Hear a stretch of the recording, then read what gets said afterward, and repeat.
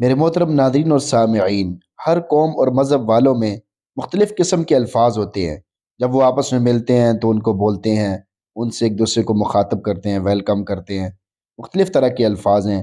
شریعت میں، اسلام میں السلام علیکم ورحمۃ اللہ وبرکاتہ یہ الفاظ ہیں۔ اسی طرح اور مذہبوں میں مختلف قسم کے الفاظ ہیں۔ ہندوؤں میں نمستے، نمسکار ہیں۔ اب کسی بھائی نے یہ سوال کیا ہے کہ ہم جب کسی ہندو سے ملیں، کسی غیر مسلم سے ملیں، اس کو نمستے یا نمسکار کہہ سکتے ہیں کہ نہیں؟ سوال، کسی کو نمستے یا نمسکار کہہ سکتے ہیں یا نہیں؟ جواب، بسم اللہ الرحمن الرحیم، یہ اہل ہنود کا مذہبی شعار ہے۔ ہم مسلمانوں کے لیے اسے اپنانا جائز نہیں، تو ہم اسے نہیں کہہ سکتے۔ ویسے ویلکم کر سکتے ہیں، ویسے مل سکتے ہیں، اور کوئی اور لفظ کہہ سکتے ہیں، لیکن اس طرح کے جو ان کے الفاظ ہیں وہ بالکل نہیں کہے جا سکتے۔ دوسرا فتویٰ یہ بنوری ٹاؤن کا ہے، اس میں بھی یہی سوال ہے۔ سوال کی عبارت آپ کے سامنے پڑھ دیتے ہیں۔ کفار کا کوئی مذہبی پس منظر رکھنے والا عمل ہو اور اس مذہبی پس منظر کی وجہ سے اس عمل پر کوئی حکم شرعی مرتب ہوتا ہو، پھر وہ عمل اپنا مذہبی پس منظر کھو کر صرف تہذیبی روایت کا ایک حصہ بن کر رہ جائے، تو کیا اس سے حکم شرعی میں کوئی فرق واقع ہوگا یا نہیں؟ مثلا نمستے یا نمسکار کا لفظ ہے، اس کا ایک مذہبی پس منظر ہے، لیکن آج کے دور میں اس کا مذہبی پس منظر اوجھل ہے، یعنی چھپا ہوا ہے، یعنی بالکل کم ہو گیا ہے، اور صرف تہذیبی روایت کے طور پر یہ لفظ رائج ہے۔ کیا کچھ گنجائش نکل سکتی ہے؟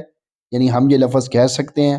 یہ پوچھنے کا مقصد ہے۔ جواب، واضح ہو کہ ہر قوم مذہب کا ملاقات کے وقت مخصوص الفاظ میں سلام گریٹنگ کرنے کا جو انداز ہے، اس کی دو حیثیتیں ہیں۔ ایک اس کے لغوی معنی ہیں، جو عام طور پر ملاقات کرنے والے کے لیے دعائیہ کلمات یا اظہار ادب یا اظہار خوشی پر مشتمل ہوتے ہیں، اور دوسری حیثیت ان الفاظ کی قومی شناخت یا مذہبی شناخت کی ہوتی ہے۔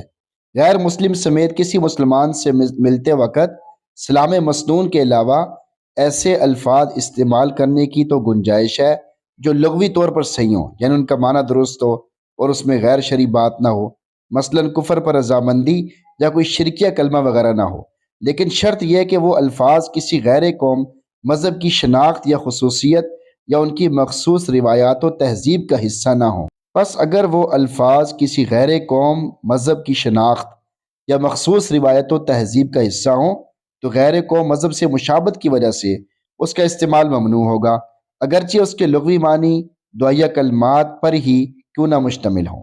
لہذا صورت مسئولہ میں ملاقات کے وقت ہندوؤں کے مخصوص کلمات نمستے یا نمسکار کہنا ایک مسلمان کے لیے جائز نہیں ہے۔ فی زمانہ، یعنی اس زمانے میں، اگر یہ کلمات ان کے مذہبی پس منظر کے ساتھ خاص نہ بھی ہوں، تب بھی چونکہ یہ کلمات ان کی مخصوص تہذیب کا حصہ ہیں، اس لیے ان کے کہنے کی گنجائش نہیں ہے۔